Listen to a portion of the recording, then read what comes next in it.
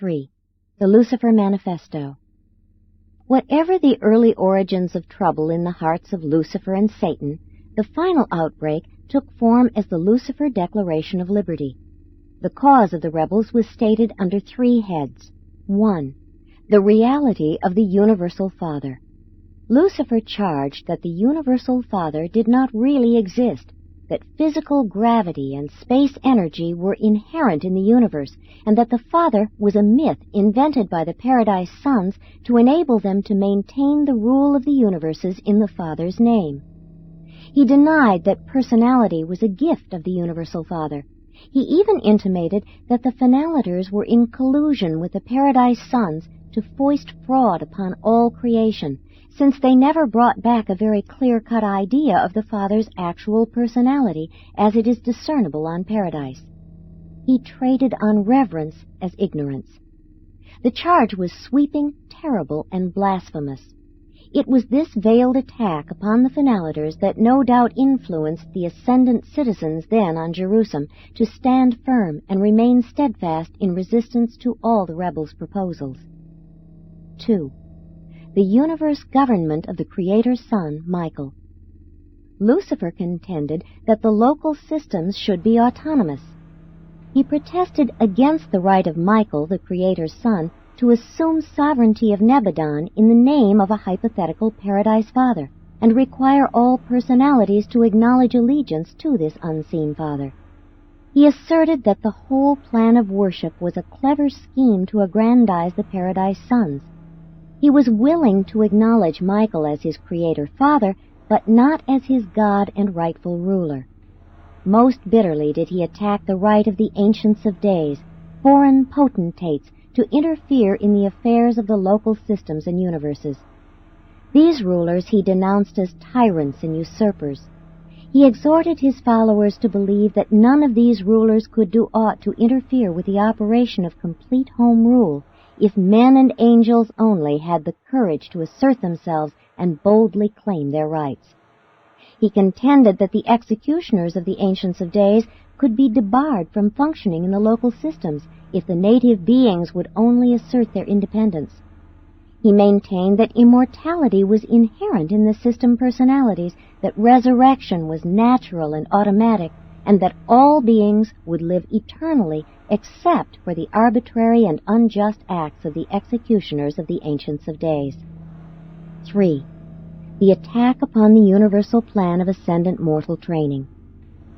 Lucifer maintained that far too much time and energy were expended upon the scheme of so thoroughly training ascending mortals in the principles of universe administration, principles which he alleged were unethical and unsound.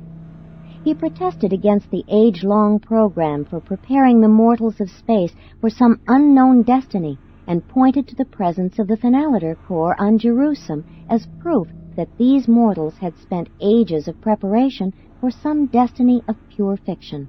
With derision he pointed out that the Finalitors had encountered a destiny no more glorious than to be returned to humble spheres similar to those of their origin. He intimated that they had been debauched by overmuch discipline and prolonged training, and that they were in reality traitors to their mortal fellows, since they were now cooperating with the scheme of enslaving all creation to the fictions of a mythical eternal destiny for ascending mortals. He advocated that ascenders should enjoy the liberty of individual self-determination. He challenged and condemned the entire plan of mortal ascension as sponsored by the Paradise Sons of God and supported by the Infinite Spirit. And it was with such a declaration of liberty that Lucifer launched his orgy of darkness and death. 4. Outbreak of the Rebellion. The Lucifer Manifesto was issued at the annual conclave of Satania on the Sea of Glass, in the presence of the assembled hosts of Jerusalem, on the last day of the year, about 200,000 years ago, Urantia time. Satan proclaimed that worship could be accorded the universal forces, physical, intellectual, and spiritual, but that allegiance could be acknowledged only to the actual and present ruler, Lucifer, the friend of men and angels, and the God of liberty.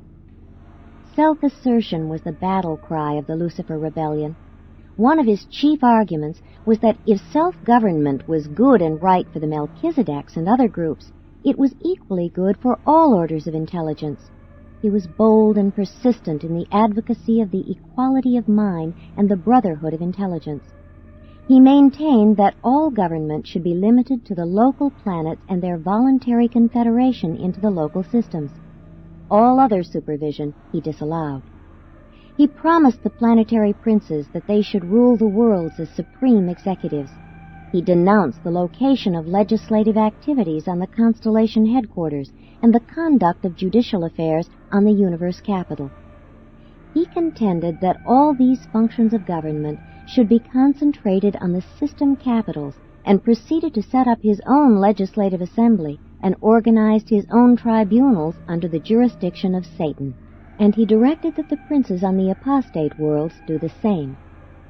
The entire administrative cabinet of Lucifer went over in a body and were sworn in publicly as the officers of the administration of the new head of the liberated worlds and systems. While there had been 2 previous rebellions in Abaddon, they were in distant constellations. Lucifer held that these insurrections were unsuccessful because the majority of the intelligences failed to follow their leaders. He contended that majorities rule, that mind is infallible. The freedom allowed him by the universe rulers apparently sustained many of his nefarious contentions. He defied all his superiors, yet they apparently took no note of his doing. He was given a free hand to prosecute his seductive plan without let or hindrance. All the merciful delays of justice Lucifer pointed to as evidence of the inability of the government of the Paradise Sons to stop the rebellion. He would openly defy and arrogantly challenge Michael, Emmanuel, and the Ancients of Days, and then point to the fact that no action ensued as positive evidence of the impotency of the universe and the super-universe governments. Gabriel was personally present throughout all these disloyal proceedings, and only announced that he would, in due time, speak for Michael, and that all beings would be left free and unmolested in their choice, that the government of the sons for the Father desired only that loyalty and devotion which was voluntary, wholehearted, and sophistry-proof. Lucifer was permitted fully to establish and thoroughly to organize his rebel government before Gabriel made any effort to contest the right of secession or to counterwork the rebel propaganda. But the Constellation Fathers immediately confined the action of these disloyal personalities to the system of Satania. Nevertheless, this period of delay was a time of great trial and testing to the loyal beings of all Satania. All was chaotic for a few years, and there was great confusion on the mansion world.